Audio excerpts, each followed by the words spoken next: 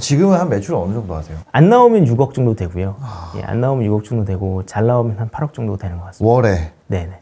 아버님 명의로 할 수 없는 부분들이 있어가지고 이제 저희 가족 명의로 회사를 운영을 했었거든요. 그런데 이제 딱 제대를 했는데 갑자기 거기서 그 공장의 부도를 막기 위해서 저희들의 이제 아무래도 대출까지 같이 넣어주신 거죠. 그래가지고 제가 제대를 하고 한 3개월 정도 있다가 이제 신용불량자가 사실 된 상태로 살았습니다. 25살에 이제 신용회복을 한다고 해서 신용회복위원회에 가서 계속 매달 납부를 하다가 이거는 내가 해결할 수가 없는 부분이다 라고 생각을 해서 그냥 신용회복을 멈췄습니다. 그냥 스스로 납부를 멈추고 그냥 그렇게 살아왔죠. 그렇게 계속 살아왔다가 36쯤 제가 파산면책을 신청을 했거든요.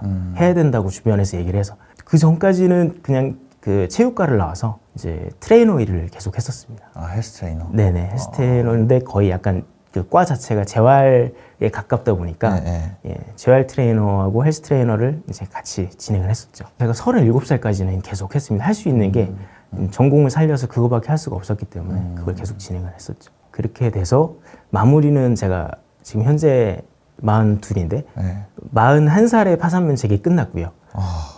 사업을 하게 된 계기도 이제 학비를 제가 내야 되는데 제가 이제 석사를 했고 이제 박사를 했었거든요. 왜냐하면 그쪽으로라도 성공을 하지 않으면 빚이 없다고 이게 빚이 없다. 이제 말 그대로 앞으로 나갈 수가 없다 생각해서 박사를 하다가 중간에 이제 결국엔 제적을 당한 거죠. 돈을 낼 수가 없는 상황이 돼가지고 네, 그러니까 박사를 도저히 할 수 없다. 그래서 사업을 하게 됐습니다.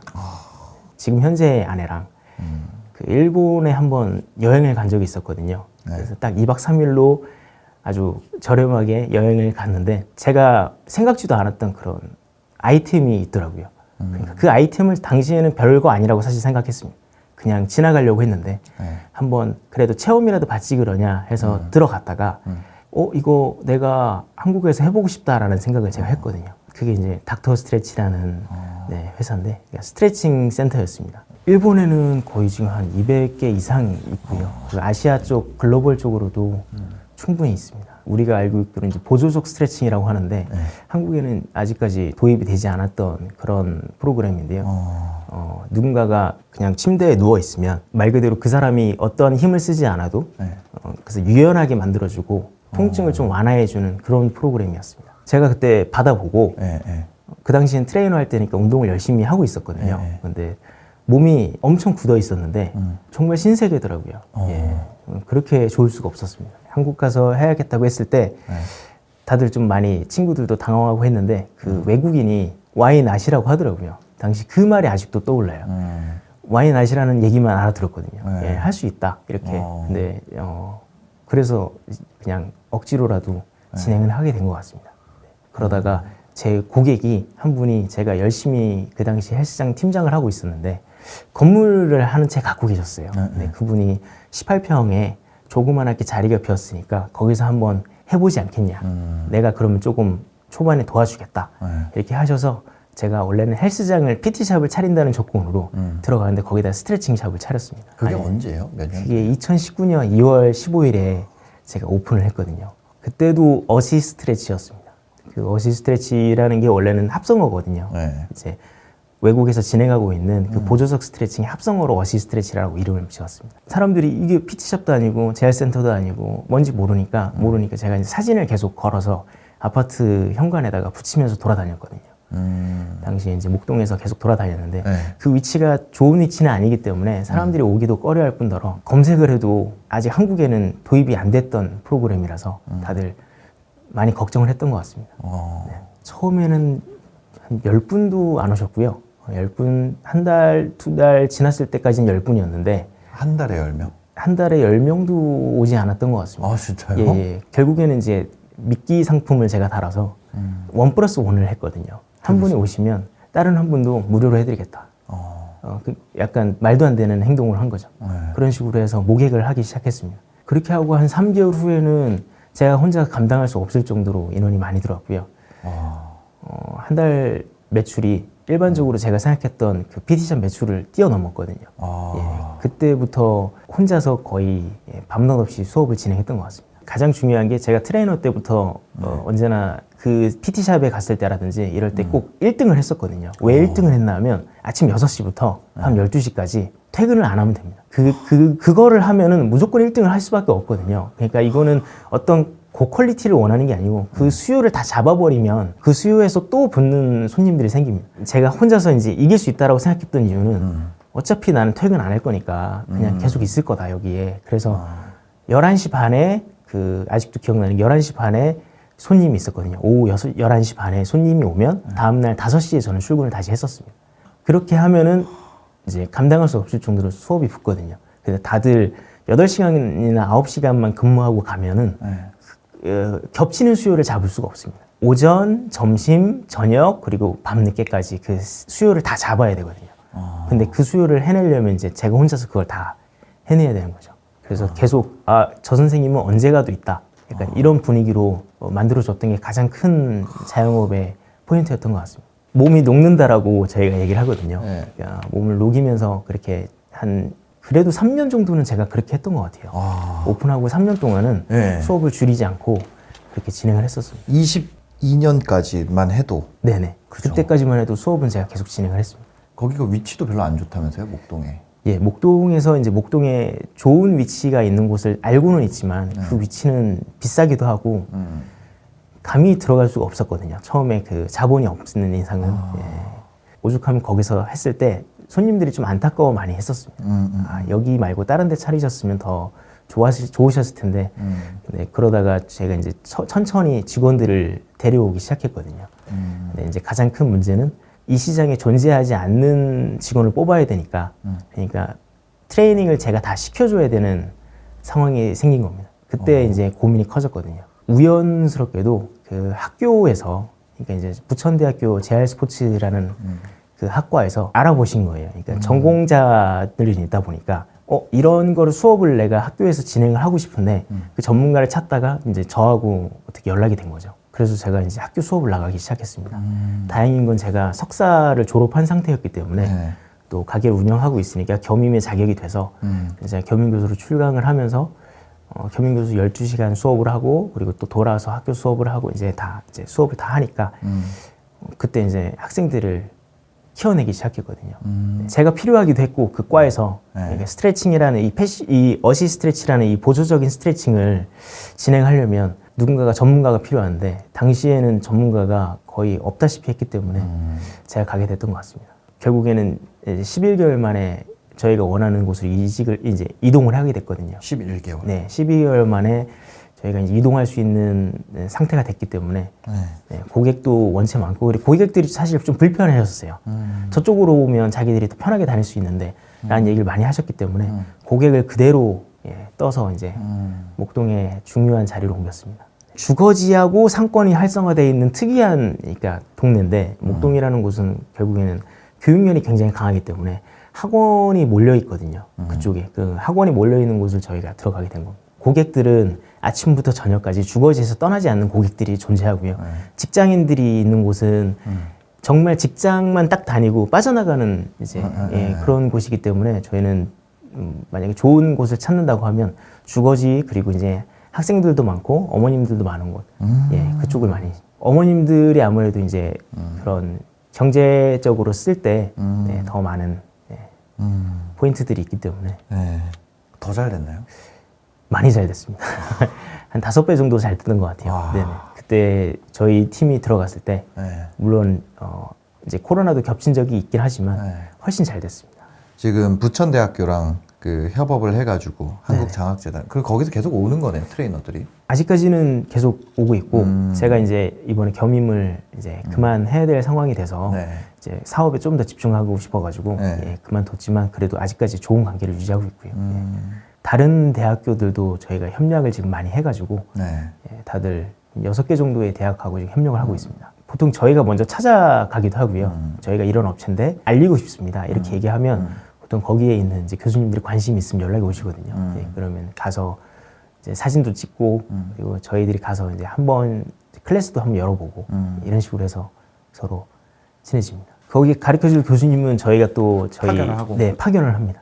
이번에 지금 현재도 한 명을 파견할 예정이고 비용은 없고 네. 이제 가족 회사라고 저희가 얘기를 하거든요. 이제 가족 회사가 되신 걸 환영합니다라고 보통 하는데 보통은 겸임을 나오면 예, 바로 맺기가 수월하고 그렇지 않으면은 아무래도 좀 쉽지 않습니다. 이제 학생들을 서로 마주보고 이 업체가 어떤 생각을 가지고 운영하는지 요즘도 더 꼼꼼하게 보거든요. 학생들도.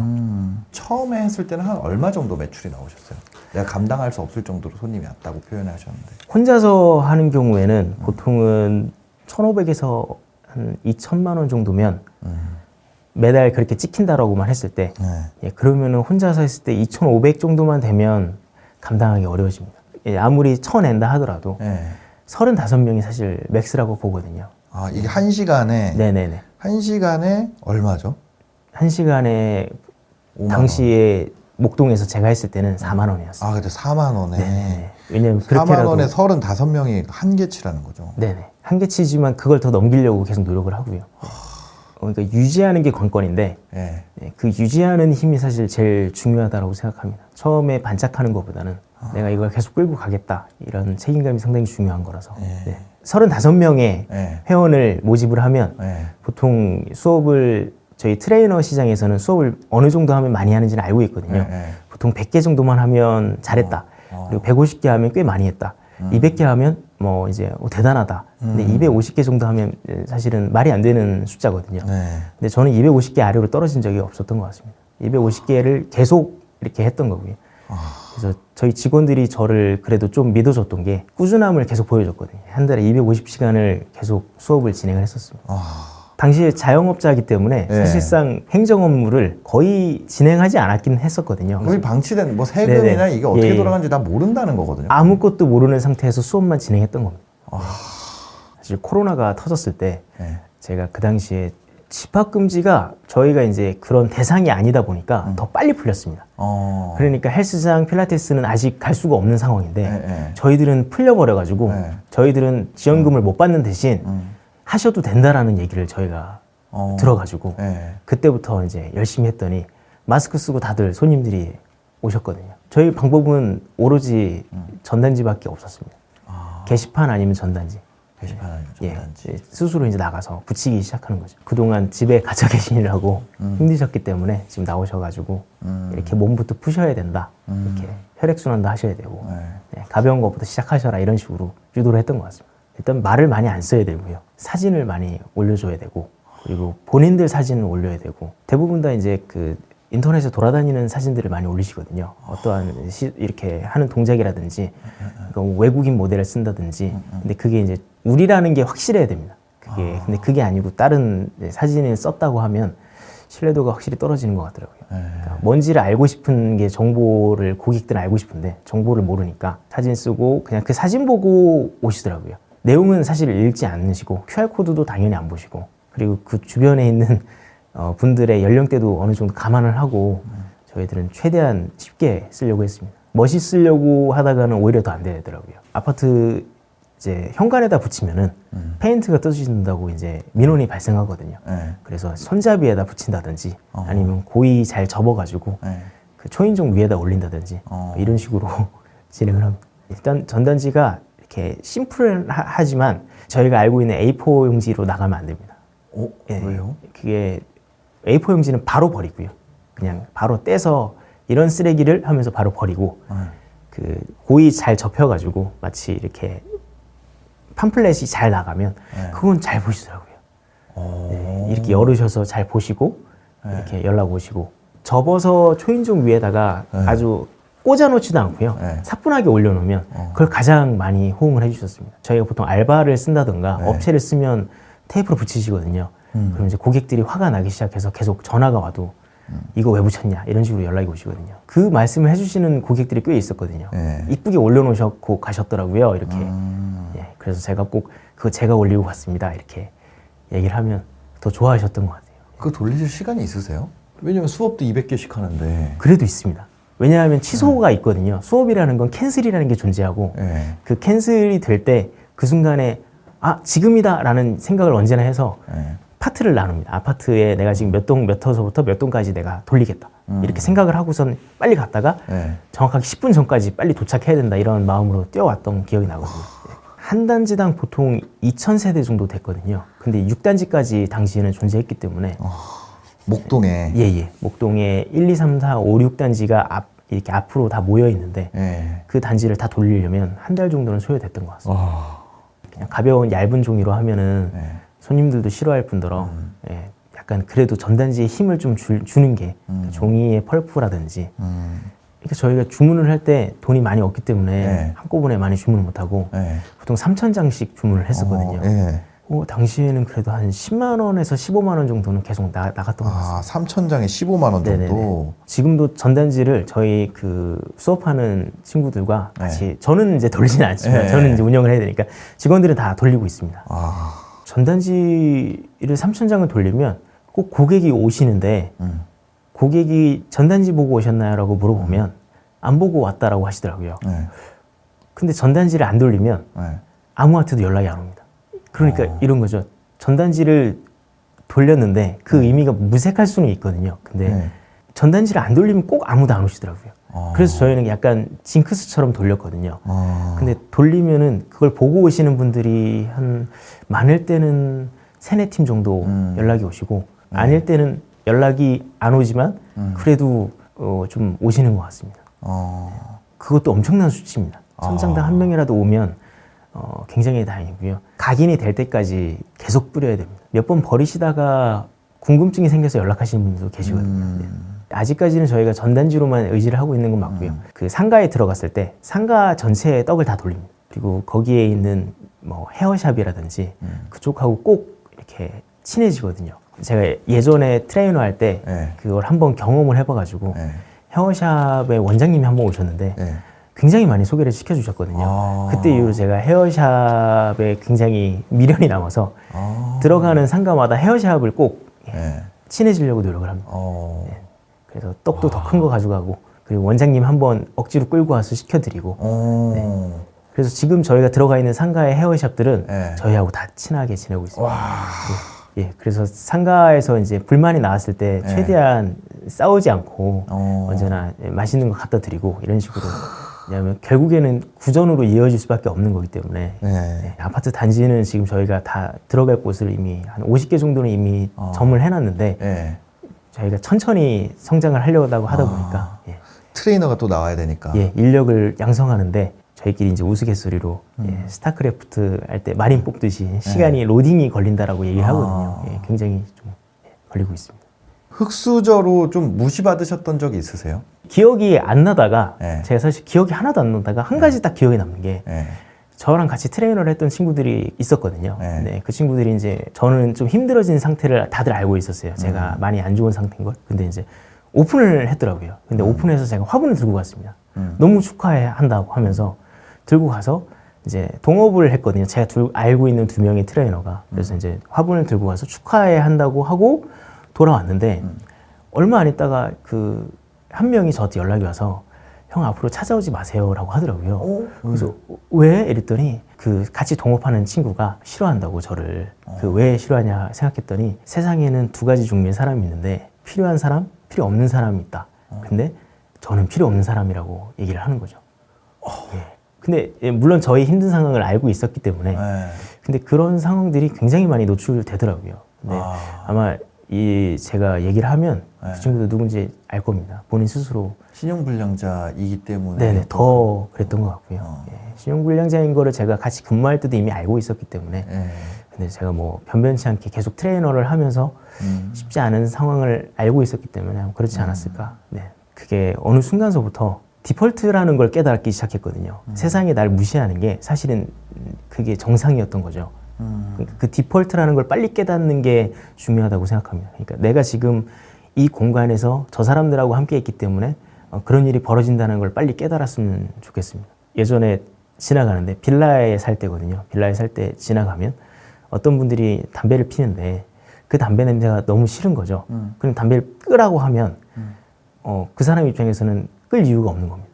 근데 제가 만약에 어느 조금 더 좋은 동네에 갔을 때 만약에 목동만 해도 지나가다 담배를 피면 말이 안 되는 상황이 벌어지거든요. 예, 그런 거는 말이 안 돼. 그러니까 제 공간을 옮기던가 저의 환경을 바꾸는 게 더 빠르다는 걸 나중에 좀 빨리 깨달았습니다. 절대 그 사람들을 바꿀 수 없다는 거를 알게 되더라고요. 제가 예전에 집에 개를 키웠는데 갑자기 초인종을 누르더니 개 냄새가 난다고 얘기를 하시더라고요. 근데 개가 없었거든요.